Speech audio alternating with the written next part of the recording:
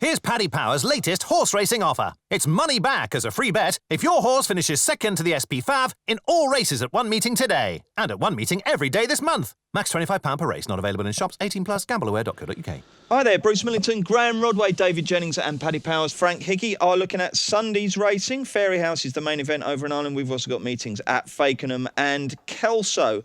OK, we'll start with Fairyhouse. And the big race is the Bar 1 Racing Danmore Memorial at 2:30. 14 runners go to post. David Jennings, which will cross the line in front? The most likely winner, I think, is Jerry Donaire of Willie Mullins, who ran a real eye-catching race in a good trial for this race. The handicap chase at Leopardstown on St Stephen's Day ran away on Robbie Power a little bit midway through the race. Ran better than the distance he was beaten. I think he was beaten 9.5 lengths that day, but ran better. He's the most likely winner. One at a huge price that will run well is Caelan Owen down the bottom. Now, this horse has more problems than Grease. I think he has a wind problem. He bursts.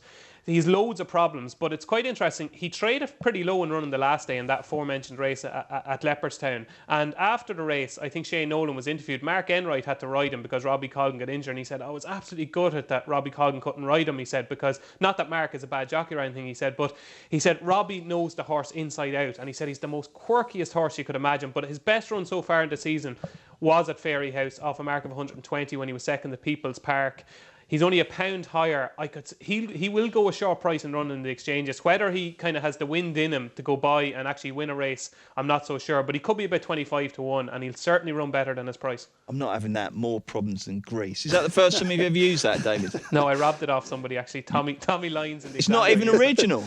It's good though. It's not. What? Are you basing it on their economic strife? Yeah, it was probably more in fashion about a year ago. It was. Well, I'm not having that at all. Frank, who do you like in this race? I'll give you a show of betting if you like. Oh, Bruce, yeah, sorry. actually. Yeah, please do.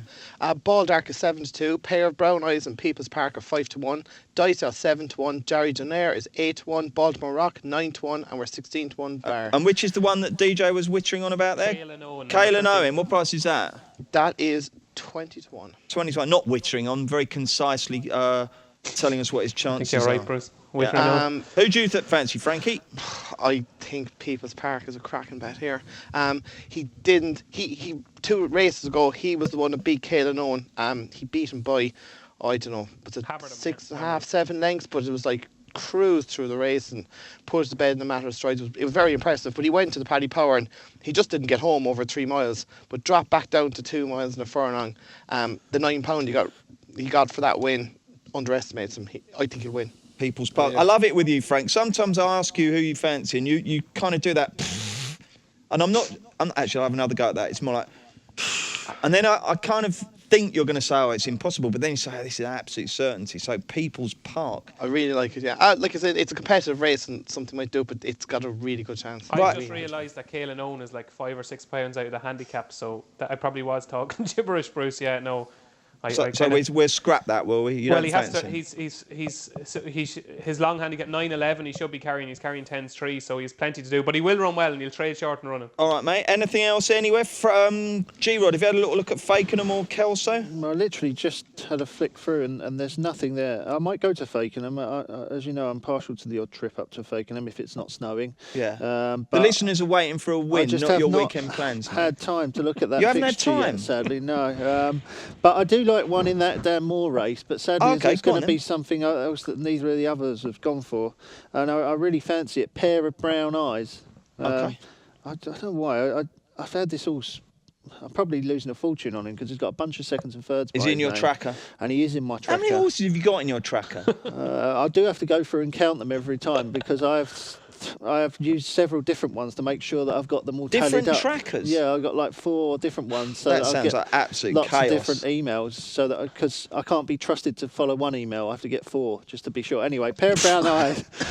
Pair of Brown Eyes is in the tracker, and he should have won at Cheltenham 2 miles. He was very unlucky to get caught, and after that I thought, well, this horse is still unexposed at 2 miles. Can't wait for him to run back over that trip, and then they went back over the 2.5 again, and and he kept travelling well and finishing second and third again. Okay. And we finally got back down to 2 miles, and if he doesn't win, I'll be so disappointed. I mean, everything is in his favour. I just hope he doesn't find a way to finish second or third again. Okay. Give me one more at Fairy House, David Jennings. 3 o'clock, Bruce. Number 2, Ballyosheen, trained by Enda Bulger. Barry Geraghty on board this time. Was still in front and going well when fell on his last visit to the track. I think they think he's a very, very good horse. He's got Townsend of Willie Mullins to beat, which will make him a price. But I think he could be better than him. So Ballyosheen in the 3 o'clock. Same question to you, Frank. Oh, I was going to say the exact same thing. Okay, that I'd that's take fine. on the Fav. But I have one that's worth watching. I don't know if he's a bet, but Mengley Khan went off 8-1 for a Racing Post trophy that Marcel won. And he's making his hurdles debut tomorrow for Gordon Elliott. He was rated 96 in the flat. Now, obviously, he wasn't up to Group 1 standard, but he was pretty decent. And he's very interesting in that 130 at Fairy House. Okay. Hurdle. Jolly good. Thank you very much, chaps. Right, G-Rod, what's the weekend hold then? Possible faking? What have you done to your thumb? Yeah, I'm terrible biting my Oh, that's fingers self-inflicted, and thumbs. is it? Yeah, self-inflicted. Yeah, I do terribly. So I've got cuts all over my my hands and my goodness. fingers. Yeah, where I bite them. Of a nervous disposition. Yeah, the weekend. No, I'm working on Saturday and then Sunday. Yeah, possibly up to Fakenham. Fakenham, why if not, it eh? doesn't snow. Oh, yeah. No, I don't think it will. I'd DJ, like, what I'd have like you to got? go point to pointing actually, Oh, do you? but there's none in the southern you can't area then, this can you, weekend. really? But I will be going there in a couple of weeks. DJ, have you got a fun weekend lined up? Well, Bruce, my mood for the weekend is all going to depend on the performance of Aqua Dude at Huntingdon, at 320 Huntingdon today. yeah. My reputation is on the line here. If 007 You've not had a proper bet then? If 007 is able to give him £16, I'd be staggered. But as regards the weekend, I even dreamt about him last night actually. But as regards the weekend, actually our football starts back tomorrow, so I've got a football match.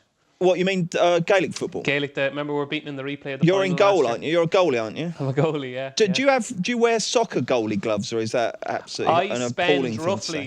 You might be shocked at this. I spend roughly about €600 a year on football gloves. Do you really? Well, the pair that I buy are usually just under €100, and you usually need about 6 pairs a year. Are they endorsed by It's the only thing in life. It's the only thing in life. See, can you tell me if there's anything else in life? It's the only thing in life. The better the glove is, the shorter it lasts. Can you think of anything else in life that's like that? No, I can't. You've absolutely thrown me a Google. Are they endorsed by a famous GAA goalkeeper, or are they just like, what make are they? Cells are my one at the moment. Cells. That's incredible. I know the guy, Adam Cells, who invented them. Really? Yeah, I went to school with him. Right. Yeah. He also supplies Julian Speroni's gloves, believe it or not. Yeah. Would you be able to get me a few cheap pairs, no? Possibly, actually. Well, Yeah. funny enough, while we're Talk after talking the about show. endorsements, we should talk about what happened last week, because you were on the show last week, weren't you? Yeah.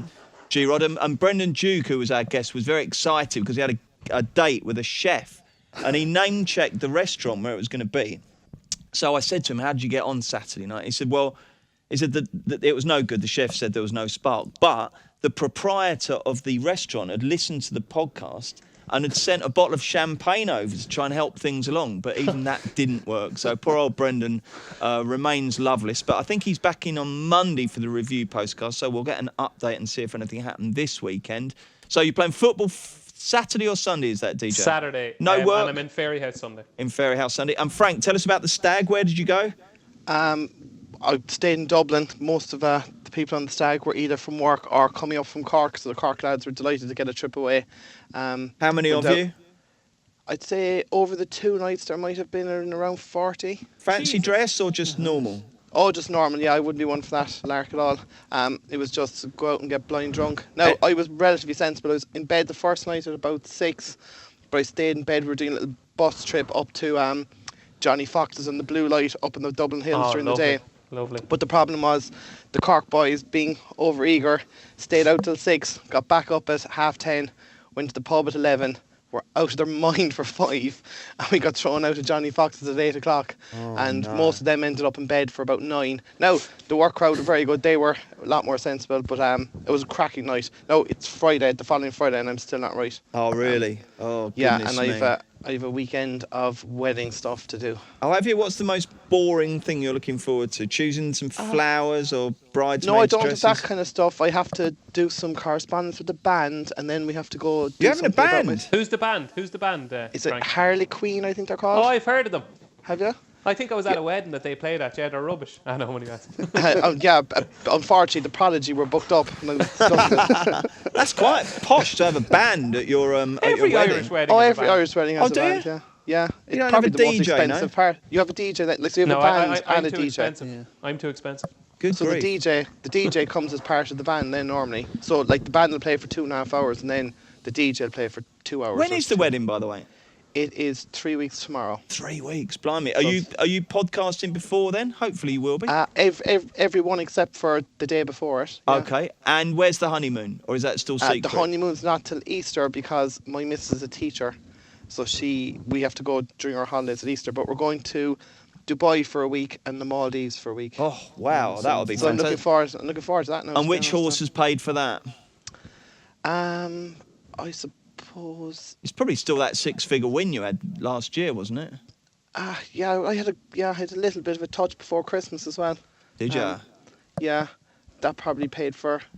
You are a judge, Frank the Tank. Okay, thank you very much, chaps. As I said, we're back on Monday to review the weekend, and Brennan Duke will be joining us for that, which is good.